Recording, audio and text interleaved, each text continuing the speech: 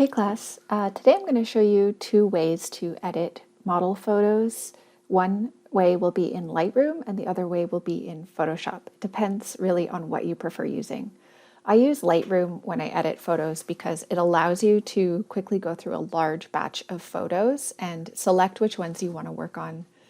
If you look at this page right here, you see that I have assigned ratings to some of the images that I want to work further on.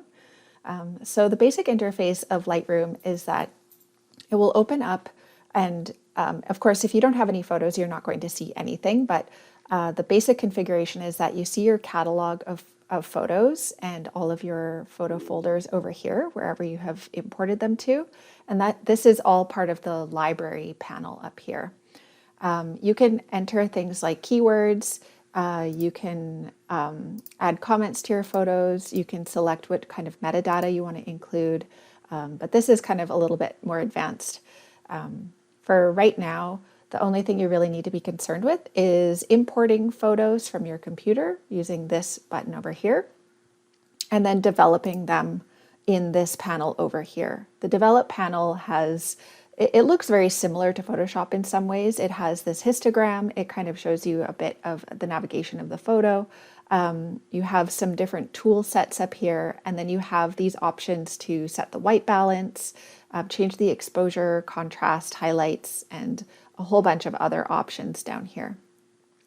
So I like to edit in Lightroom because it's really quick to copy over edits from one photo to another, and you can save those as presets in the presets panel. So I have a whole bunch of presets here, and you see as I hover over them, they change the settings of the photo. So depending on what time of day and year and what camera I'm using, I have a whole bunch of different presets that I have used and created. So if I have created a preset that's kind of associated with a certain light condition or color setting, I can filter my images by the ones that I have rated. So you see only now the stars show up.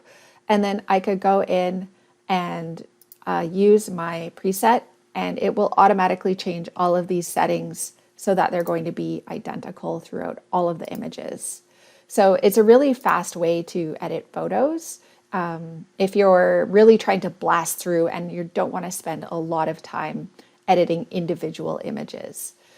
So that's kind of why I use Lightroom. You can also, once you have selected the images that you want to work on and you've edited them, you can select all of the images that you want to export, right-click and go export. And Lightroom allows you to send these to their own folder so that you're not saving over the original files, but it also just allows you to do this as a batch. So you can set them a name, give them a starting number, and set their size and resolution. Here you can limit the file size, you can resize it to a certain width and height, and you can set a whole bunch of other options here too. And then you can export all of the images at once, so you don't have to save them individually from Photoshop. That's really time saving. Let's look at what a workflow would be for importing photos. So I have in my model photography folder, I have taken some photos of a model that I put together just for this exercise. And I've taken a few different views and on a few different backgrounds. So I have some plan views that I've taken. These are just taken with my phone. And then I have some perspective views that I've taken. And I've taken them on different backgrounds as well, just to see what that would be like. I'll talk a little more about how you can set up model photography at home or outside a little bit later. But for now, let's just see if we can import these photos and quickly start categorizing them. So in the library panel up here, I'm going to go down to this button called Import. That's going to take me to the import dialog, and then I'm going to select the folder from my computer. So I'll go into wherever I've saved them.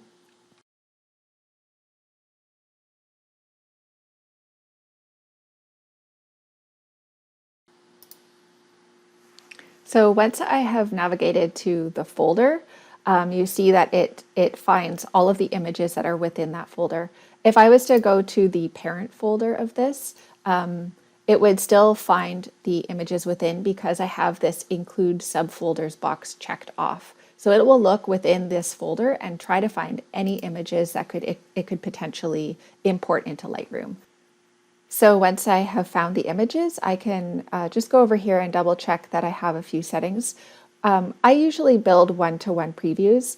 One-to-one previews mean that you can zoom in all the way to the image while you're working on it. It allows you to see kind of like the actual resolution of the image because it depends on what your camera is, but if these are RAW files, Lightroom converts those temporarily to a JPEG as a preview so that you can get a sense of what it looks like, but it actually applies your develop settings to the raw image. Now, these are all JPEG images anyway, so it probably doesn't really matter, but these are the settings that I usually have my Lightroom on. And then build smart previews. That is going to build a preview of this image that you can use even when you're not connected to the original source of the photo. So let's say that this folder was saved on an external hard drive and I unplugged my hard drive and I didn't bring it with me. If I have smart previews set, I can work on these photos in Lightroom even though I don't have my external hard drive plugged in and they can't find the original folder. So I usually keep those ones like that. And in apply during import, we're going to make sure that there's no develop settings set and no metadata. We don't really need to worry about any of this. So now we can just go to import.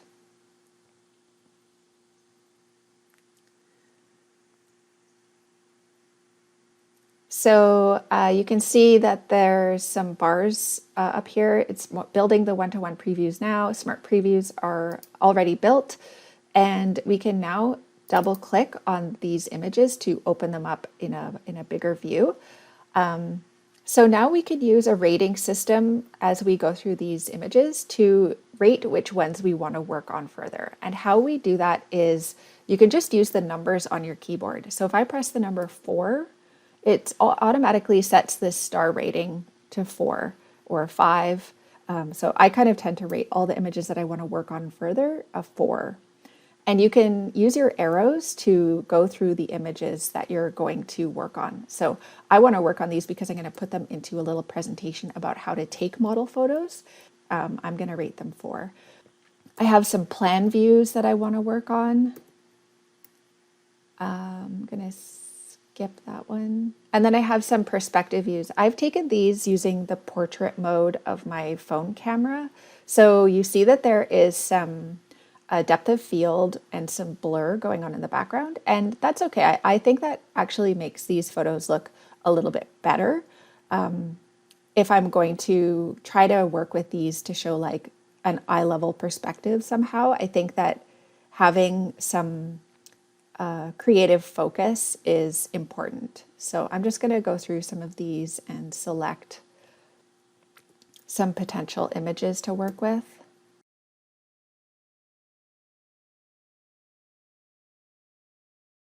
So I've made a bunch of selections just by rating them with the number 4.